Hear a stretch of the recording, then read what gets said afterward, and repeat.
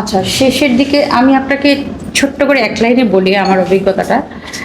মানে একটা মানুষ চেনার বিষয়ে যদি আপনি পার্সেন্টেজ আকারে জিজ্ঞেস করেন, 100%-এর মধ্যে এই 6 বছরে আমি তাকে মাত্র 15 বা 20% জেনেছি তার ব্যক্তিত্বটা কেমন, ভালো না মন্দ।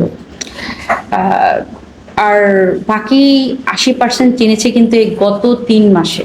গত 3 মাস ধরে তার কিছু কিছু পরিবর্তন আমি লক্ষ্য করেছি। যেমন আমি কখনো অসুস্থ হলে এই 6 বছরে, অসুস্থ তো দূরের কথা, মানে আমি যদি একটু মানে বলতাম আমার জ্বর, মানে সে মানে নর্মালের থেকে এত বেশি সেবা করতো, এত অতিরিক্ত মানে করতো, তা আমি ফিল করতাম যে না, আমি অনেক লাকি একটা কেয়ারিং হাজবেন্ড পেয়েছি। আর তাকে যে কারণে আমার বিয়ে করা, আমার কিন্তু এটা অ্যারেঞ্জ ম্যারেজও ছিল না, লাভ ম্যারেজও ছিল না, that was A settlement marriage. আমার বাবা মারা যাওয়ার পর মা যখন ক্যান্সার পেশেন্ট ছিলেন, আমার বোন আছে, আমার ভাই নেই, তো আমার দরকার ছিল একটা ফ্যামিলির জন্য বট গাছ, একটা গার্ডিয়ান।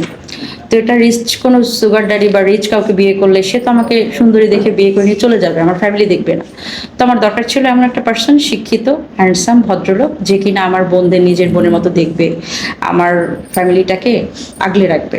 তো ওই চিন্তাধারা থেকে খুব সাধারণ একটা মিউজিশিয়ানকে আমি বিয়ে করেছিলাম। এবং আমি যেহেতু আমার একটা মানে নিজেকে একটা ব্র্যান্ড হিসেবে তৈরি করেছি আমার কর্ম, গান এবং আমার ব্যবসার দিক থেকে, তো আমি চেষ্টা করেছি তাকেও একাধিক ব্যবসা দিয়ে সেটেল করতে, আমার পাশাপাশি আমার সাথে যেন সে পায়ে পা মিলিয়ে চলতে পারে।